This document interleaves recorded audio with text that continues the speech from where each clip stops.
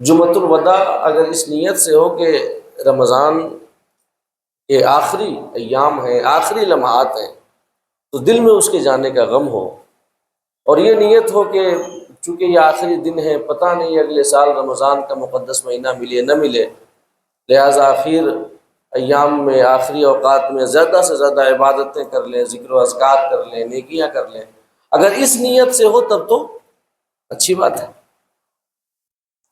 اور اگر یہ نیت نہ ہو، بس ایسے ہی کہ جمعۃ الوداع کے نام پر ایک مزید نیا کپڑا سل جائے، اس روز نیا کپڑا پہنے، کچھ زیادہ افطاری کا اہتمام کیا جائے، زیادہ انتظامات ہوں، فقط یہ ہو اور دل میں رمضان کے جانے کا غم نہ ہو، خوشی ہو کہ اب رمضان جا رہا ہے، جو قیود و بند ہیں وہ ختم ہو جائیں گے، آرام سے ہم صبح میں دن میں کھا پی سکتے ہیں وغیرہ وغیرہ۔ اگر اس قسم کی خوشیاں ہوں تو پھر جمعۃ الوداع کا اہتمام یہ سب جھوٹا اہتمام۔ اصل ودا یہ ہے، اصل ودا یہ ہے کہ دل غمگین ہو رمضان کے جانے سے، کیونکہ جیسے رمضان کے آنے سے دل خوش ہوا تھا، ویسے اس کے جانے سے دل غمگین ہو کہ اتنا عظیم مہینہ ہمارے بیچ سے جا رہا ہے۔ اور اس کے علاوہ یہ بھی ہے کہ جمعۃ الوداع سے زیادہ اہم شب قدر کی تلاش ہے نا، پتہ ہے نا، جمعۃ الوداع سے زیادہ اہم شب قدر کی تلاش ہے۔ اس سال لوگوں نے جتنی کوشش یہ پتہ کرنے میں کی کہ جو جمعہ گزرا وہ جمعۃ الوداع تھا یا آنے والا جمعہ جمعۃ الوداع ہوگا، اگر اسی طرح کوشش شب قدر کی تلاش میں کر لیں تو پھر دنیا اور آخرت سنور جائے۔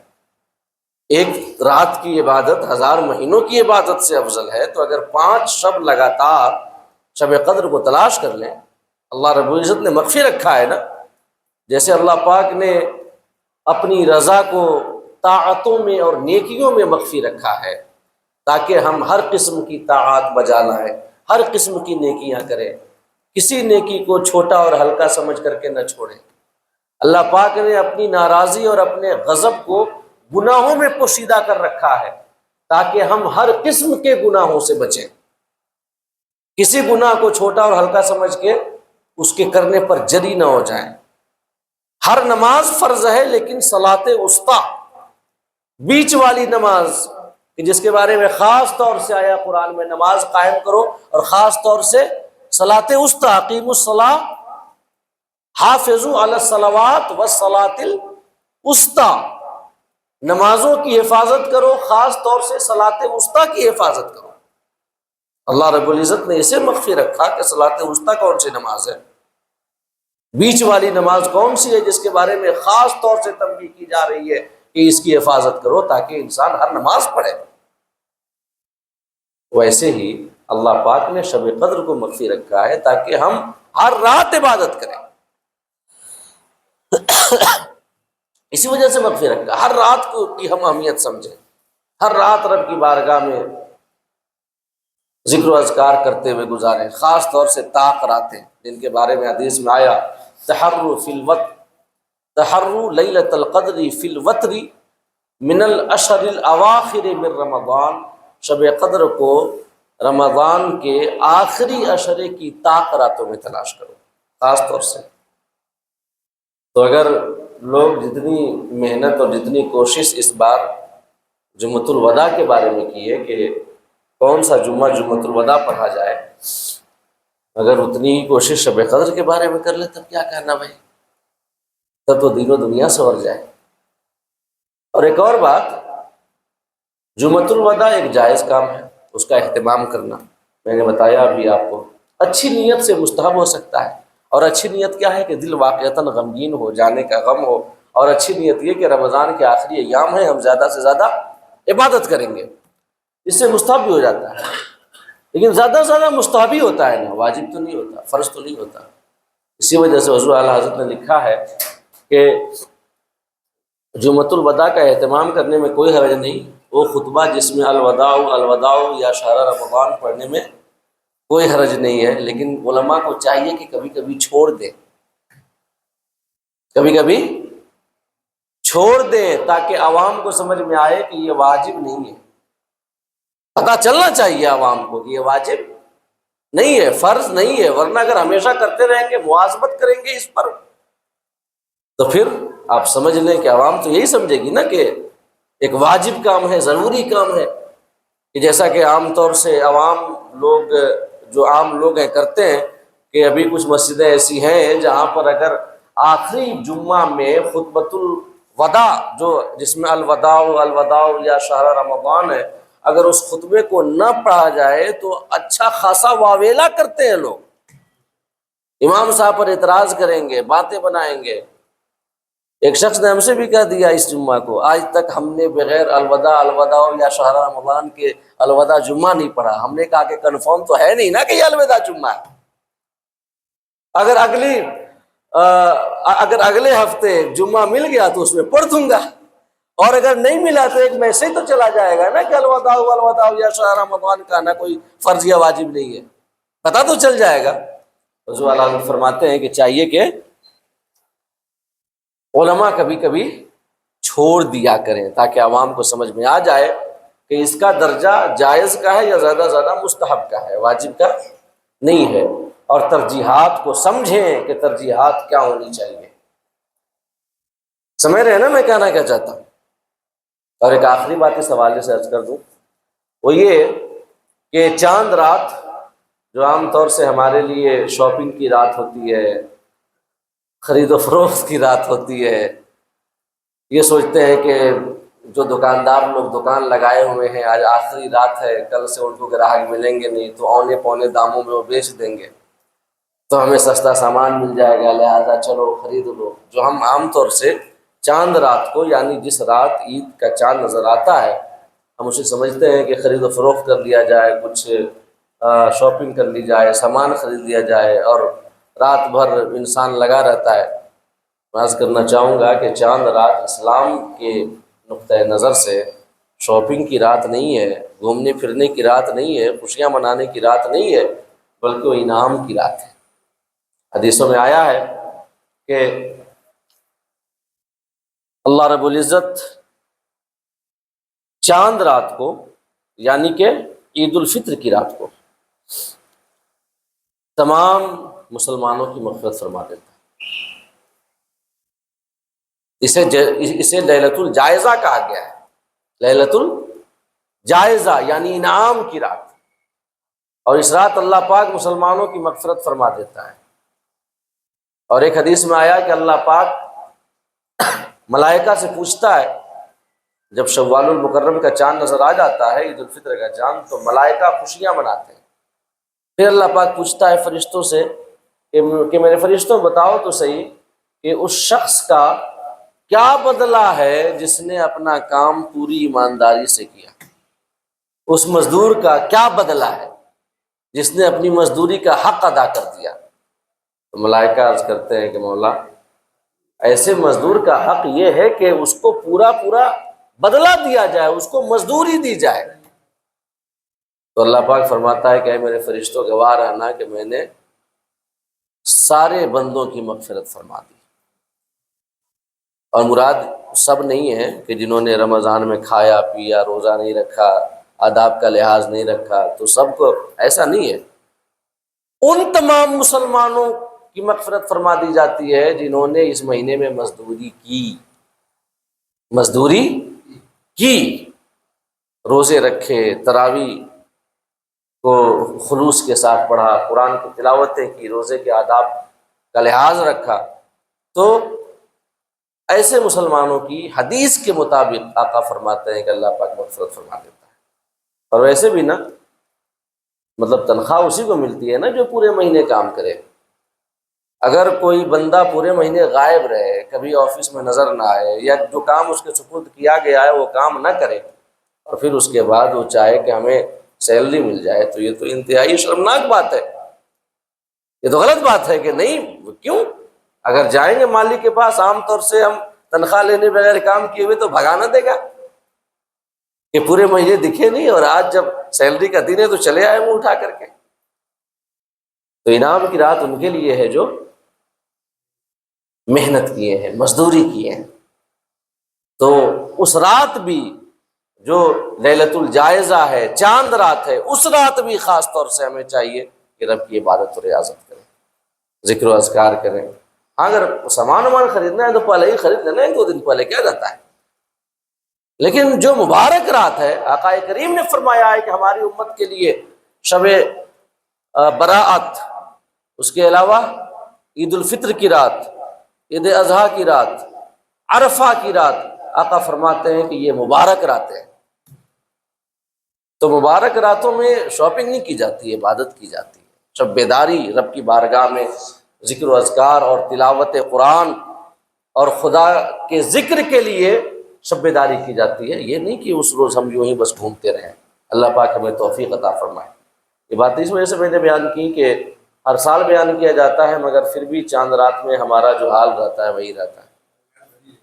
بالکل بالکل، اور خاص طور سے صنف مخالف سے بازار جو ہے وہ بھرا رہتا ہے۔ تو چاہیے، صنف مخالف سمجھ رہے ہیں نا، خواتین اسلام سے، تو ایک تو بازار ایسے ہی سب سے بری جگہ ہے، وہاں پہ مردوں کو نہیں جانا چاہیے یہ بغیر خاص اور ضروری کام کے، اور اگر یہ خواتین اگر جائیں تو یہ تو اور زیادہ غلط بات ہے۔ آپ کو پتہ ہے، ایک بات میں بتاؤں، ایک مسئلہ آپ کو، کہ علماء نے لکھا ہے کہ جو شخص بازار میں کھاتا پیتا ہو، ایسے شخص کے پیچھے امامت درست نہیں ہے، وہ امامت کا حقدار نہیں، جو بازار میں کھا پی لیتا ہو ایسے ہی۔ کیوں؟ کیونکہ بازار میں کھانا پینا مروت کے خلاف ہے، وقار کے خلاف ہے، تمکنت کے خلاف ہے، ایک امام کی شان کے خلاف ہے۔ تو جو یہ ایسے ہی بازاروں میں کھاتا پیتا رہے، علماء فرماتے ہیں کہ ایسا شخص امامت کا حقدار نہیں۔ اور ایسے بھی آقا کی حدیث ہے، سب سے بری جگہ بازار ہے اور سب سے اچھی جگہ مسجد ہے۔ اللہ پاک ہمیں توفیق عطا فرمائے۔ اور اب درس قرآن کے حوالے سے بھی کچھ باتیں عرض کر دوں، کیونکہ آج تو جو ایسے بھی لوگوں کی حاضری بھی دیر سی ہوئی ہے، اور اس کے علاوہ تقریباً 7:45 میں بیٹھا بھی ہوں، تو اس بات کا خاص خیال رکھنا چاہیے کہ ہم وقت کی پابندی کریں، وقت کا لحاظ رکھیں۔ اسلام نے ہمیں وقت کی پابندی کی تعلیم دی ہے، ہر چیز کا ایک وقت مقرر ہے۔ ان الصلاۃ کانت علی المؤمنین کتابا موقوتا، نماز کا ایک وقت ہے۔ فمن شہد منکم الشہر فلیصمہ، روزے کا ایک وقت ہے۔ حج کے لیے متعین مہینے ہیں، اس کا بھی وقت مقرر ہے نا؟ وقت کا اسلام نے جتنا خاص طور سے ہمیں وقت کی پابندی کا یہ کانسیپٹ دیا ہے، وہ کسی دوسرے مذہب میں نظر نہیں آتا ہے۔ اور اگر ہم اسلام کے فالوور ہو کر کے اگر وقت کو اس طریقے سے نہ لیں تو یہ انتہائی، ہاں مجبوری الگ بات ہے کبھی کبھی، لیکن عام طور سے خیال رکھنا چاہیے اس بات کا۔ میں عرض کر رہا تھا کہ سورہ مریم آیت نمبر 33 تک میں آپ کے سامنے بیان کر چکا ہوں، جس میں حضرت عیسیٰ نے ایک دعا بیان کی ہے، اور اس کا بیان اور اس کی حکایت اللہ رب العزت نے کی ہے۔ اللہ پاک فرماتا ہے وَالسَّلَامُ عَلَيَّ یوم وُلِدتُّ، کہ مجھ پر سلامتی ہو جس دن میں پیدا ہوا، وَيَوْمَ أَمُوتُ، اور جس دن مجھے وصال ہوگا، یعنی کہ جس دن میری موت آئے گی، وَيَوْمَ أُبْعَثُ حَيًّا، اور جس دن میں دوبارہ زندہ کیا جاؤں گا۔ اس کے بارے میں بیان کر چکا ہوں، اس کی تفسیر میں آپ کے سامنے بیان کر چکا ہوں۔ اب اس کے بعد آیت نمبر 34، ذَلِكَ عِيسَى ابْنُ مریم، یہ ہے عیسیٰ ابن مریم، یعنی کہ جن کی تفصیل بیان ہوئی، جو حضرت مریم کے بیٹے ہیں، جو بغیر باپ کے پیدا ہوئے، جو اللہ رب العزت کی سراپا رحمت تھے، جو اللہ رب العزت کی ایک نشانی تھے، تو یہ ہیں عیسیٰ ابن مریم۔ اس کے علاوہ جو اس حوالے سے نصارہ کی رائے ہے، عیسائیوں کی رائے ہے، وہ اپنی رائے جانے، اس کی حقانیت یہ بالکل حق بات نہیں ہے، دل کو لگتی ہوئی بات نہیں ہے۔ حق کیا ہے؟ وہ جو اللہ پاک نے بیان کیا، ذالک عیسیٰ عیسیٰ ابن مریم، یہ ہے عیسیٰ مریم کے بیٹے۔ مریم کے بیٹے کہا گیا ہے، کہیں پر ان کو یہ ان کے نام کے ساتھ ان کے والد کا تذکرہ نہیں ہے۔ تو تو اسے سمجھ میں آتا ہے کہ جو نصارہ کا خیال ہو ان کے حوالے سے یا پھر یہودیوں کا خیال ہو وہ بالکل غلط ہے۔ ان کو اللہ رب العزت نے بطور نشانی پیدا کیا، بغیر باپ کے پیدا کیا، عیسیٰ مریم کے بیٹے۔ اس کے بعد فرمایا قول الحق الذی فیہ یمترون، یہ وہ حق بات ہے، یہ وہ سچی بات ہے جس میں لوگ شک کرتے ہیں۔ کون شک کرتے ہیں؟ ایک تو نصارہ بھی اس میں شک کرتے ہیں، اور نصارہ ایسے شک کرتے ہیں کہ ان کو اللہ کا بیٹا مانتے ہیں۔ جو عیسائی ہیں اللہ کا بیٹا مانتے ہیں۔ یہاں پر دو شخصیتوں کا تذکرہ ہوا ہے، ایک حضرت یحییٰ کی ولادت کا، اور دوسری شخصیت ہے حضرت عیسیٰ۔ ایک دوسرے کے بعد ایک ہی جگہ پر حضرت یحییٰ کی ولادت کا بھی تذکرہ ہے اور حضرت عیسیٰ کی ولادت کا بھی تذکرہ ہے۔ انجیل میں بھی ایسے ہی ذکر کیا گیا ہے، حضرت یحییٰ کی ولادت کا تذکرہ ہے، پھر اس کے بعد حضرت عیسیٰ کا تذکرہ ہے۔ اور جانتے ہیں اس میں حکمت کیا ہے؟ اس میں حکمت یہ ہے، اللہ پاک عیسائیوں کو تنبیہ کرنا چاہتا ہے اور انہیں بتانا چاہتا ہے کہ جیسے حضرت یحییٰ کی ولادت ایک معجزہ ہے کہ حضرت زکریا عمر کی آخری منزل میں ہیں، انتہائی بزرگ ہو چکے ہیں، کمزور ہو چکے ہیں، اور ان کی بیوی بانجھ ہیں، بانجھپن کی شکایت ہے، مگر اللہ پاک بطور معجزہ حضرت زکریا کو یہی عطا کرتا ہے۔ بطور معجزہ ان کی پیدائش ہوتی ہے۔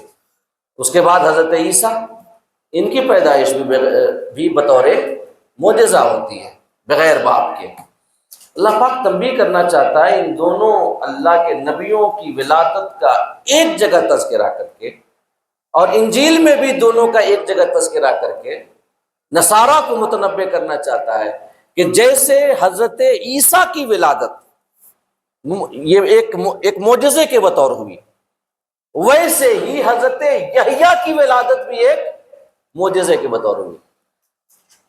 تو تمہارے بقول ایک معجزانہ ولادت کی وجہ سے حضرت عیسیٰ اللہ کے بیٹے ہو سکتے ہیں، تمہارے بقول تو حضرت یحییٰ کو بھی اللہ کا بیٹا کہو، کیونکہ ان کی ولادت بھی ایک معجزہ تھی، تو ان کو بھی اللہ کا بیٹا کہو۔ مگر عیسائی حضرت یحییٰ کو اللہ کا بیٹا نہیں کہتے، صرف حضرت عیسیٰ کو اللہ کا بیٹا کہتے ہیں۔ تو یہ کیوں؟ یہ تفریق کیوں؟ جیسی ولادت معجزانہ حضرت عیسیٰ کی ہے، ویسی ہی ولادت معجزانہ حضرت یحییٰ کی بھی ہے۔ تو اگر مانتے ہو ابن اللہ تو دونوں کو مانو، ایک کو نہیں مان رہے اور ایک کو مان رہے۔ یہ ان کے لیے تنبیہ ہے کہ جیسے معجزانہ ولادت کی وجہ سے آخری عمر کی منزل میں پہنچ کر حضرت زکریا کے گھر میں، اور ان کی زوجہ بانجھپن کی مریضہ ہے، پھر بھی بطور معجزہ، بطور نشانی حضرت یحییٰ کی ولادت ہو رہی ہے۔ اس سے اگر حضرت یحییٰ اللہ کے بیٹے نہیں ہوتے تو بغیر باپ کے حضرت عیسیٰ کی ولادت بھی اگر ہو رہی ہے تو بھی اللہ کے بیٹے نہیں ہو جاتے۔ جیسے وہاں رب کی قدرت ہے ویسے یہاں رب کی قدرت ہے، جیسے وہاں رب کی شان تخلیق کا مظاہرہ ہے ویسے یہاں بھی رب کی شان تخلیق کا مظاہرہ ہے، کہ جیسے اللہ پاک ایک بزرگ شخص، ایک بوڑھے شخص کے گھر میں، کمزور شخص کے گھر میں اگر اپنی شان تخلیق کا مظاہرہ کر سکتا ہے ایک بچے کی ولادت سے، تو ویسے ہی بغیر والد کے بھی کسی کو پیدا کر کے اپنی شان تخلیق اور شان خلاقیت کا اظہار کر سکتا ہے۔ تو یہ رب کی قدرت کا اظہار ہے، اس میں کوئی یہ بات نہیں ہے کہ وہ اللہ کے بیٹے ہوں گے۔ اس کے بعد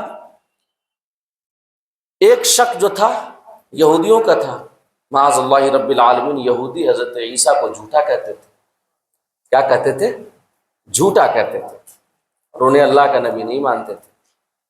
تو اللہ پاک نے فرمایا کہ یہ جو ہم نے بیان کیا حضرت عیسیٰ کی عظمت، کہ انہوں نے ماں کی گود ہی سے عالم شیرخارگی میں اعلان کیا کہ میں اللہ کا بندہ ہوں اس نے مجھے نبی بنایا ہے اور اس نے مجھے کتاب عطا کیا ہے، یہ سچی بات ہے۔ اور جو یہود اس بارے میں شک کرتے ہیں اور حضرت عیسیٰ کو معاذ اللہ ان کی جانب جھوٹ کی نسبت کرتے ہیں، وہ غلط، وہ شک کا شکار ہے، وہ غلط فہمی کا شکار ہے۔ اس کے بعد آیت نمبر 35 ہے، اللہ پاک یہاں پر خاص طور سے صراحت کے ساتھ عیسائیوں کی تردید فرما رہا ہے۔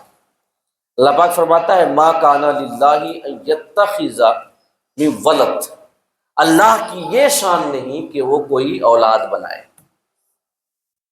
کسی کو اپنا بیٹا ٹھہرائے، اللہ کی یہ شان نہیں ہے، خاص طور سے تردید کی جا رہی ہے۔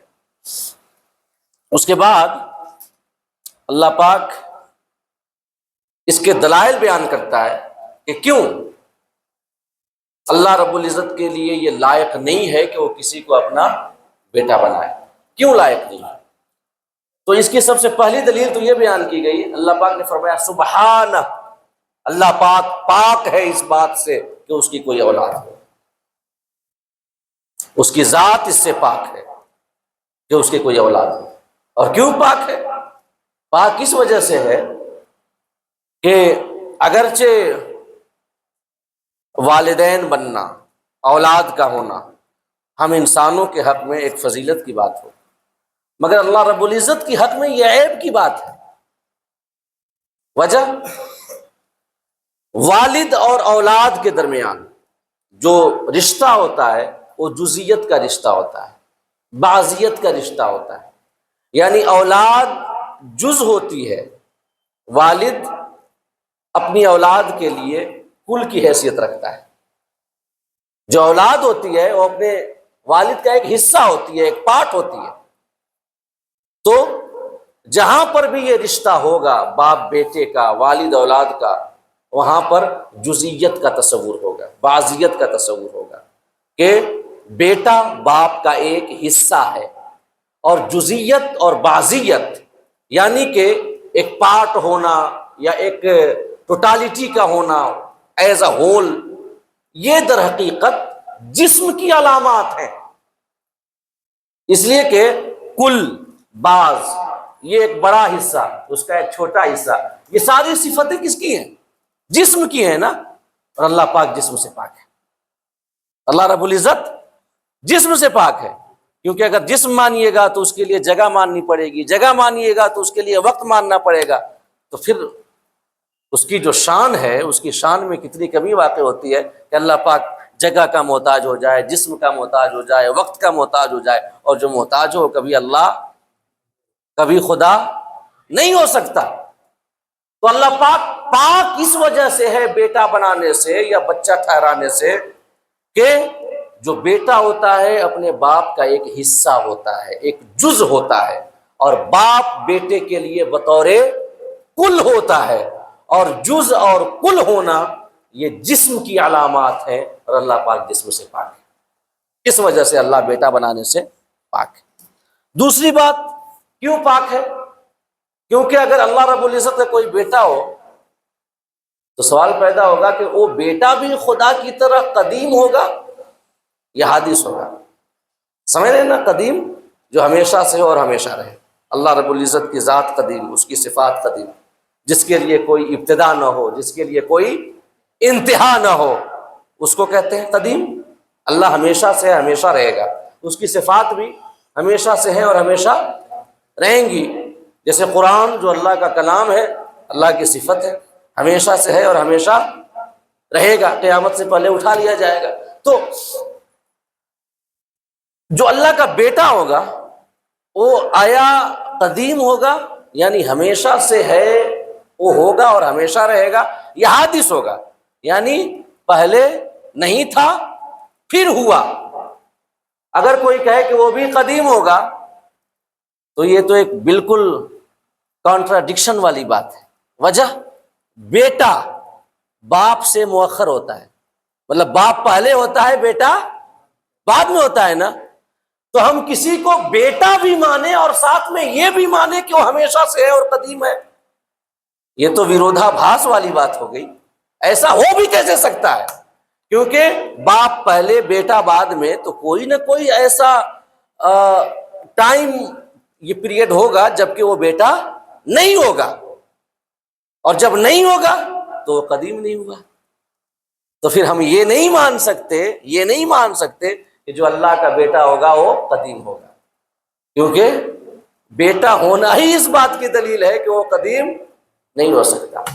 اور اس کے علاوہ اگر اس کو قدیم مان لے، ہمیشہ سے ہے، ہمیشہ رہے گا یہ مان لے، تو پھر یہ لازم آئے گا کہ قدیم شخصیتیں ایک سے زیادہ ہو جائیں. ہمیشہ سے جو شخصیت ہو اور ہمیشہ رہے، یہ بات عقلاً نقلاً شرعاً ثابت ہے کہ ایسی شخصیت فقط ایک ہے. ایسی شخصیت فقط ایک ہے، کیونکہ اگر ایک سے زیادہ ہو ایسی شخصیت نہ، تو کتنی خرابیاں لازم آئیں گی پتہ ہے. اس لیے کہ ایک عام سی دلیل جو قرآن میں دی گئی ہے کہ اگر اللہ کے علاوہ کوئی اور بھی معبود رہے تو اس دنیا کا نظام تو بالا ہو جائے گا. اگر ہمیشہ سے کوئی ذات اور ہمیشہ تک رہنے والی کوئی ذات ایک سے زیادہ ہو، اگر دو ہو تین ہو، تو پھر لازم یہ آئے گا کہ دونوں کے جو ارادے ہوں، ایک چاہے کہ ہم دھوپ نکالیں، دوسرا چاہے کہ بارش ہو، ایک چاہے کہ ہم دن کریں، دوسرا چاہے کہ رات ہو، ایک چاہے گا کہ یہ جاڑے کا موسم ہو، دوسرا چاہے کہ گرمی ہو، ایک چاہے کہ طوفان آئے، ایک چاہے کہ نہ آئے. اس طرح کے ہزاروں اختلافات دونوں میں ہو سکتے ہیں. تو اگر ایک کا فیصلہ جاری ہو جائے، دوسرے کا فیصلہ جاری نہ ہو، تو جس کا فیصلہ جاری ہوا وہ تو قدیم ٹھہرا، جس کا فیصلہ جاری نہ ہوا وہ قدیم نہ ہوا. لہٰذا یہ نہیں مان سکتے کہ ایک سے زیادہ قدیم ہے. اور اگر سب کا فیصلہ صادر ہو جائے تو ایسا ہو نہیں سکتا کہ ایک ہی وقت رات ہو، ایک ہی وقت دن ہو، ایک ہی وقت جاڑا ہو، ایک ہی وقت سردی ہو، ایک ہی وقت دھوپ ہو، ایک ہی وقت بارش ہو. ایسا نہیں ہو سکتا. تو دنیا کا نظام تو جو ہے تو بالا ہوگا نا. تو یہ باطل ہے، غلط ہے. ایک سے زیادہ قدیم نہیں ہو سکتے. ایک سے زیادہ شخصیتیں جو ہمیشہ سے ہوں اور ہمیشہ رہیں نہیں ہو سکتی. لہذا یہ نہیں ہو سکتا کہ خدا کا بیٹا بھی قدیم ہو. اور اگر خدا کا بیٹا حادث ہو، خدا کا بیٹا حادث ہو، اگر مان لیں کہ وہ پہلے نہیں تھا پھر ہوا، تو ہم یہی تو کہنا چاہتے ہیں کہ جو حادث ہوتا ہے وہ بندہ ہوتا ہے، وہ بیٹا نہیں ہوتا. کیونکہ اللہ کا بیٹا جو ہوگا وہ اللہ کے جنس سے اگر ہوگا تو ظاہر ہے اس کے اندر بھی قدامت ہونی چاہیے، وہ بھی قدیم ہونا چاہیے. اور آپ کہہ رہے ہیں کہ وہ قدیم نہیں ہے.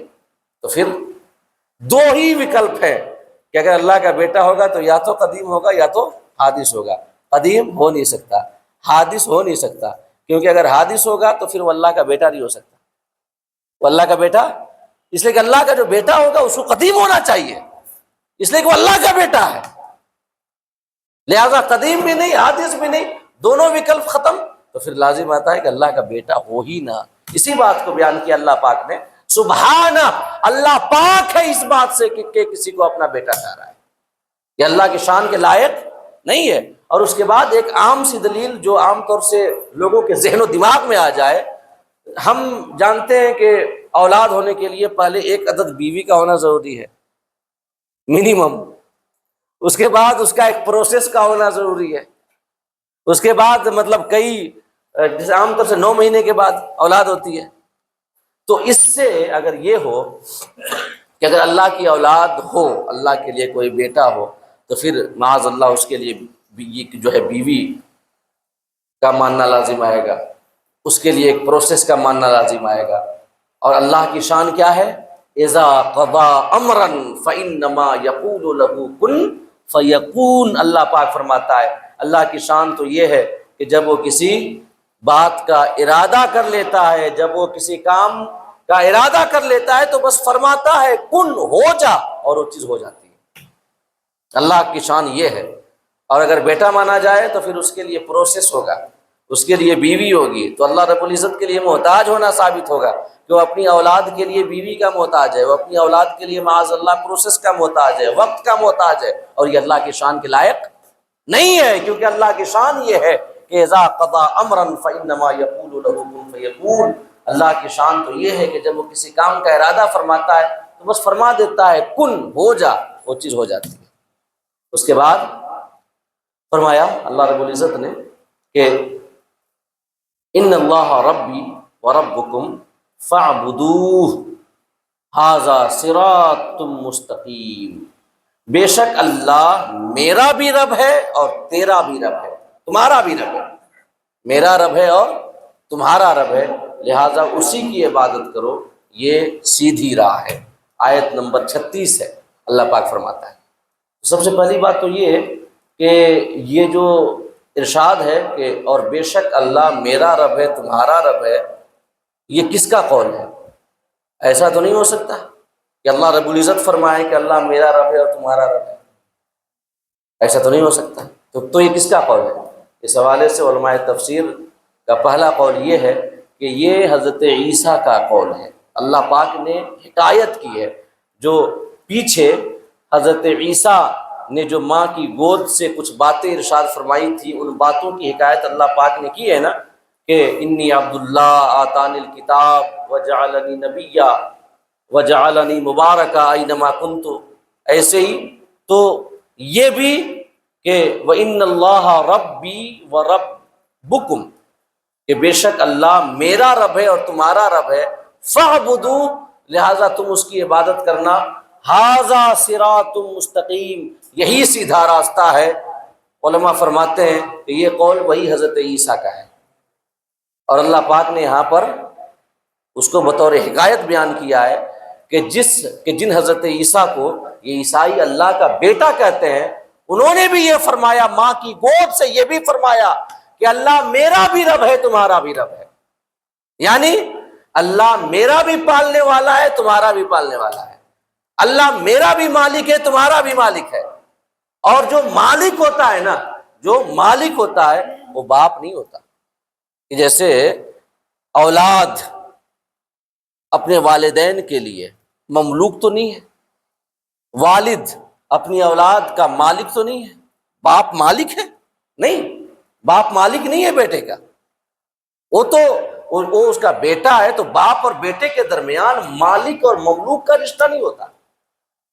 اور اللہ پاک کل کائنات کا مالک ہے، کائنات کا ذرہ ذرہ اس کی ملکیت میں ہے، تو جب کائنات کا ذرہ ذرہ اس کی ملکیت میں ہے تو کوئی بھی شخص اللہ کا بیٹا ہو کیسے سکتا ہے؟ کیونکہ بیٹا اپنے باپ کا مملوک نہیں ہوتا، بیٹا غلام نہیں ہوتا۔ بتائیں نا کہ جیسے پہلے غلامی کا تصور تھا، غلام خریدے اور بیچے جاتے تھے، تو کیا بیٹا اپنے باپ کا غلام ہو سکتا ہے؟ نہیں ہو سکتا۔ باپ اپنے بیٹے کو بیچ سکتا ہے جیسے وہ اپنے غلام کو بیچ سکتا ہے؟ نہیں بیچ سکتا، کیونکہ اس کا مالک ہی نہیں ہے۔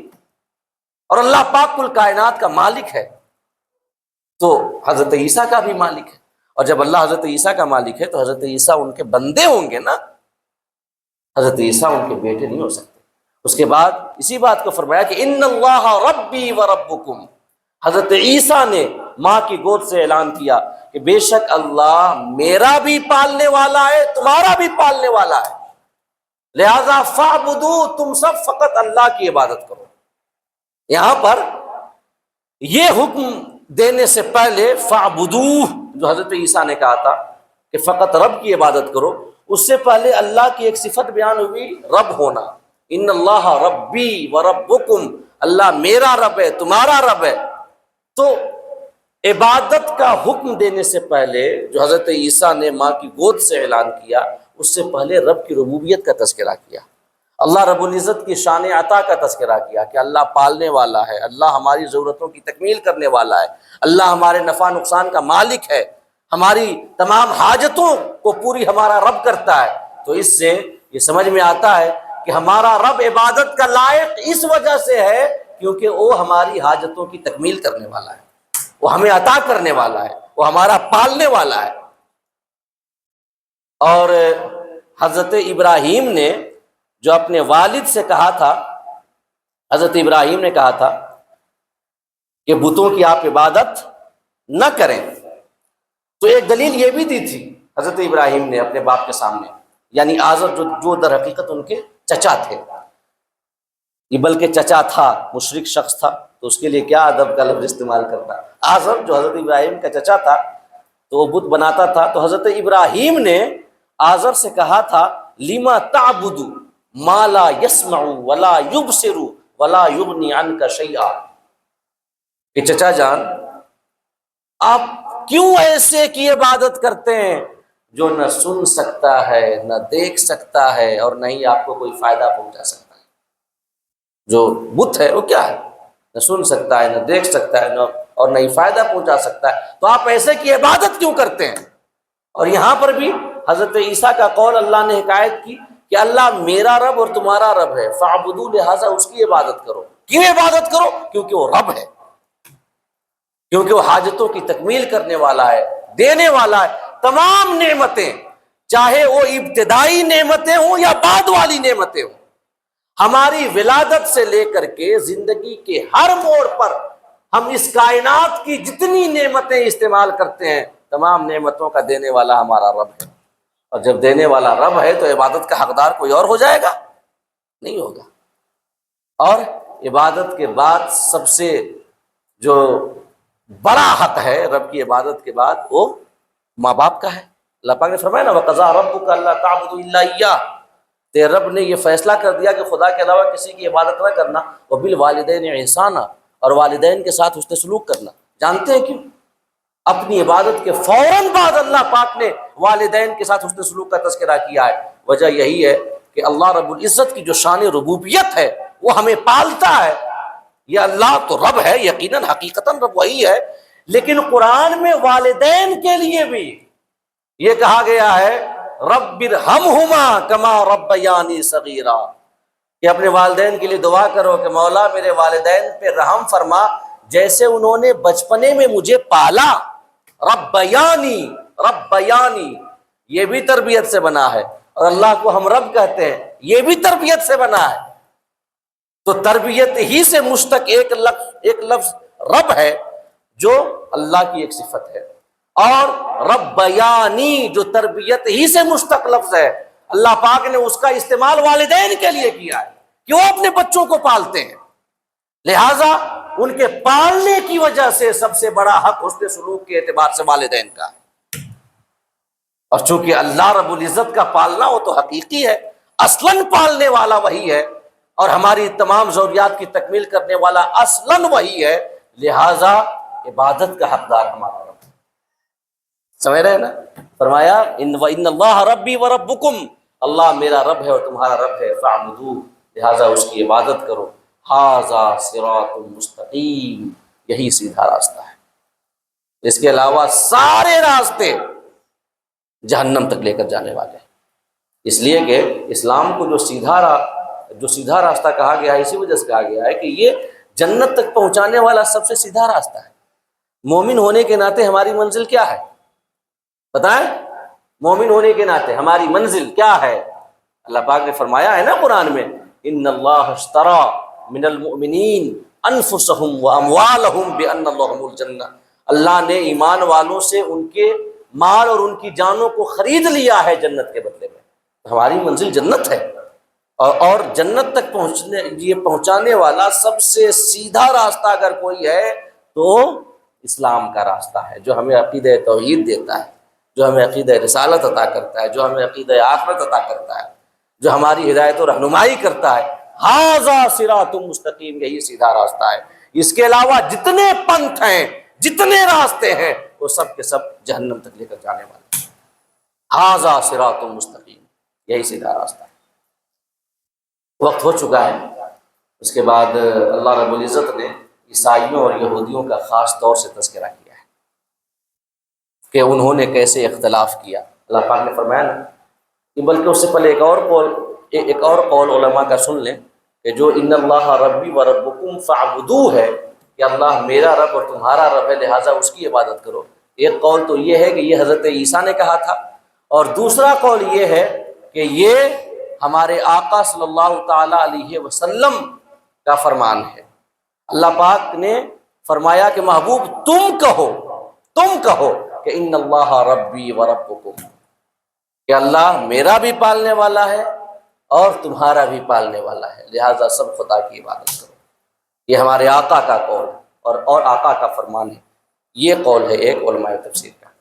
اس کے بعد اللہ رب العزت نے آیت نمبر 37 میں 37 میں یہ ذکر کیا ہے یہودیوں کا، عیسائیوں کا، ان کے اختلافات کا حضرت عیسیٰ کے حوالے سے، کہ اللہ پاک نے حضرت عیسیٰ کو یہ شان عطا کی کہ بطور معجزہ، بطور نشانی، بغیر باپ کے پیدا کیا، مگر فاختلف الاحزاب من بینہم، اس کے بعد آپس میں جماعتیں مختلف ہو گئیں، یہودیوں نے کذاب کہہ دیا، نصرانیوں نے اللہ کا بیٹا کہہ دیا، نصرانیوں کی ایک جماعت نے 3 میں سے 1 کہہ دیا، کسی نے اللہ ہی کہہ دیا۔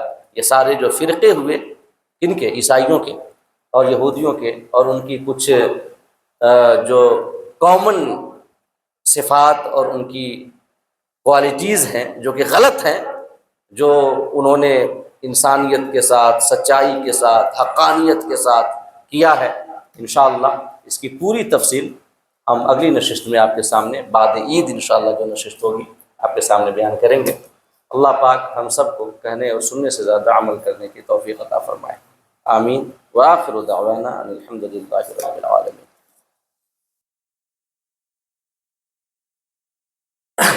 اعوذ باللہ من الشیطان الرجیم، بسم اللہ الرحمن الرحیم۔ قد جاءکم من اللہ نور وکتاب مبین، صدق اللہ مولانا العظیم۔ ایک بار آقا کی بارگاہ میں درود پاک پڑھ لیں۔ اللہم صلی علی سیدنا و مولانا محمد معدن الجود والکرم وعلی آلہ الکرام وبارک وسلم۔ اللہ پاک کا ارشاد ہے، یقیناً تمہارے پاس اللہ کی جانب سے ایک نور اور ایک روشن کتاب آیا۔ اکثر علماء کا اس آیت کریمہ کے حوالے سے اتفاق ہے کہ اس میں نور سے مراد ہمارے آقا کی ذات بابرکات ہے، اور روشن کتاب سے مراد قرآن مجید ہے۔ جب کچھ نہ تھا، صرف خدا تھا، جب اس نے چاہا کہ وہ جانا جائے اور پہچانا جائے، تو اپنی معرفت عطا کرنے کے لیے سب سے پہلے اپنے نور کے خاص پرتو اور خاص فیضان سے ہمارے آقا جناب محمد رسول اللہ صلی اللہ تعالیٰ علیہ وسلم کا نور پیدا فرمایا، اور وہی نور جب انسانی پیکر میں اس خاکدان گیتی پر تشریف لا رہا تھا تو تمامی ملائکہ مقربین سب کھڑے ہو کر آقا کی بارگاہ میں صلاۃ والسلام کے نذرانے پیش کر رہے تھے۔ آئیے ہم بھی آقا کی بارگاہ میں کچھ بند صلاۃ والسلام کے پیش کر لیں، اگر آقا قبول فرما لیں تو زہیر عزت و شرف۔ یا نبی سلام علیکہ، یا رسول سلام علیکہ، یا حبیب سلام علیکہ، صلوات اللہ علیکہ، مصطفیٰ خیر الورا ہو، سرور ہر دو سرا ہو، اپنے اچھوں کا تصدق ہم بدوں کو بھی نباہو۔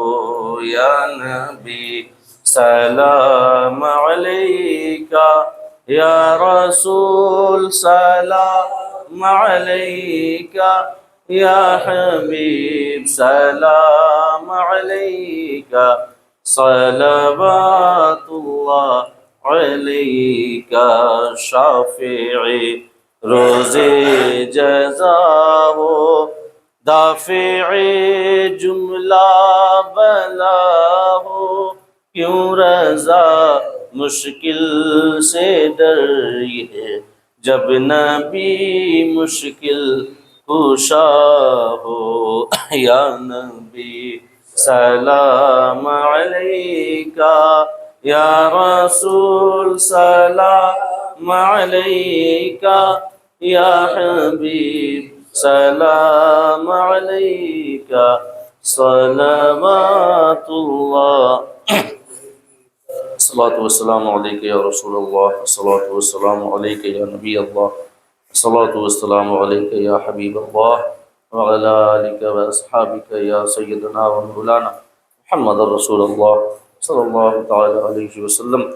اللہم ربنا آتنا فی الدنیا حسنہ وفی الآخرۃ حسنۃ وقنا عذاب النار، وقنا عذاب القبر، وقنا عذاب الحشر، وقنا عذاب الدین، وقنا عذاب الدارین۔ ربنا تقبل منا انك انت السميع العليم وتب علينا انك انت التواب الرحيم۔ الہ العالمین مالک بندہ نوازہ شاہ کریمہ درس قرآن کی اس بابرکت محفل میں ہم سب حاضر ہوئی، اس محفل کو اور ہم سب کی حاضری کو قبول فرما۔ مولا جو کچھ بیان ہوا حاضرین نے سماعت کیا، اس بیان کرنے کو اور حاضرین کی سماعت کرنے کو اپنی بارگاہ میں قبول فرما۔ مولا ہم سب کو کہنے اور سننے سے زیادہ عمل کرنے کی توفیق عطا فرما۔ مولا ہم سب کو قرآن اور صاحب قرآن جناب محمد رسول اللہ صلی اللہ تعالیٰ علیہ وسلم کا صدقہ، وسیلہ، فیضان اور شفاعت عطا فرما۔ مولا ہم سب کو ماہ رمضان کی شفاعت عطا فرما، ماہ رمضان کی سعادتیں اور برکتیں عطا فرما۔ الہ العالمین رمضان کا آخری عشرہ جہنم سے آزادی کا عشرہ ہے مولا، اس عشرے کے صدقے ہم سب کو جہنم سے آزادی کا پروانہ عطا فرما۔ الہ العالمین بغیر حساب کتاب کے مولا ہمارے گناہوں کی مغفرت فرما۔ مولا بغیر سوال کے ہم سب کو جنت الفردوس میں اعلیٰ سے اعلیٰ مقام عطا فرما۔ الہ العالمین اس ماہ رمضان میں ہم سے اگرچہ اس کے تقاضوں کے مطابق، اس کے آداب کے مطابق نیکیاں نہ ہو سکی، مگر جو بھی تمہاری توفیق سے ہم نے کی مولا اپنی بارگاہ میں قبول فرما۔ الہ العالمین ہمارے روزوں، ہماری نمازوں کو اپنی بارگاہ میں قبول فرما، اور مولا ہم سب کو رمضان کی ڈھیر ساری رحمتیں اور برکتیں عطا فرما۔ مولا بار بار ہم سب کو ماہ رمضان نصیب فرما، بار بار ماہ رمضان کی برکتیں نصیب فرما۔ مولا ہم سب کو بار بار ماہ رمضان کی یہ نیک اور سعید لمحات عطا فرما۔ الہ العالمین ہم سب کو دین پہ چلنے کی توفیق عطا فرما، نمازیں پڑھنے، سنت رسول پر عمل کرنے، نبی کی شریعت کے مطابق زندگی گزارنے کی توفیق عطا فرما۔ الہ العالمین ہم سب کو رزق حرام سے بچا، رزق حلال کھانے کمانے کی توفیق عطا فرما۔ مولا ہم میں سے جن کے پاس رزق حلال کا کوئی ذریعہ نہ ہو، اس کے لیے غیب سے ذریعہ کا انتظام فرما، اور جن کے پاس رزق حلال کے ذرائع ہوں مالک، ان کی نوکری، پیشہ، تجارت ہو چاہے جس شکل میں ہو، ان میں دن دونی رات چوگنی ترقی عطا فرما۔ مولا اس بابرکت محفل میں تمہارے جتنے بندے حاضر ہیں، اس سب کے دلوں کے حال کو جانتا ہے مالک، سب کی جائز اور نیک تمناؤں کی تکمیل فرما۔ اگر کوئی مقروض ہو مولا تو بارک طرح سے سبک دوش فرما، اگر کوئی بیمار ہو مالک تو شفائے کامل و صحت عاجل عطا فرما۔ کسی کے گھر میں بن بیاہی اولاد، بالخصوص بیٹیاں ہوں تو ان کے لیے مناسب رشتے کا انتظام فرما۔ مولا ہم سب کو اپنے گھر اور اپنے حبیب کے در کی زیارت سے مشرف فرما، حج و عمرہ کی سعادتوں سے مالا مال فرما۔ جنہیں یہ سعادت مل چکی ہے مولا بار بار انہیں یہ حاضری نصیب فرما۔ الہ العالمین ہم سب کو صحت والی، سلامتی والی، نیکیوں سے محبت والی، گناہوں سے نفرت والی، تمہارے احکام کی اطاعت والی، تمہارے رسول کی سنتوں کی اتباع والی، اور کونین کی سعادتوں والی لمبی زندگی عطا فرما۔ مولا ہم سب کو جب تک زندہ رکھ، اسلام پہ زندہ رکھ، اہل سنت والجماعت کے عقائد پہ زندہ رکھ، اور جب آخری وقت ہو تو ایمان پہ خاتمہ فرما۔ ان اللہ وملائکتہ یصلون علی النبی یا ایہا الذین آمنوا صلوا علیہ وسلموا تسلیما۔ اللہم صل علی سیدنا و مولانا محمد معدن الجود والکرم وعلى آلہ الکرام وبارک وسلم۔ سبحان ربک رب العزت عما یصفون وسلام علی المرسلین والحمد للہ رب العالمین بحق لا الہ الا اللہ محمد رسول اللہ صلی اللہ علیہ وسلم۔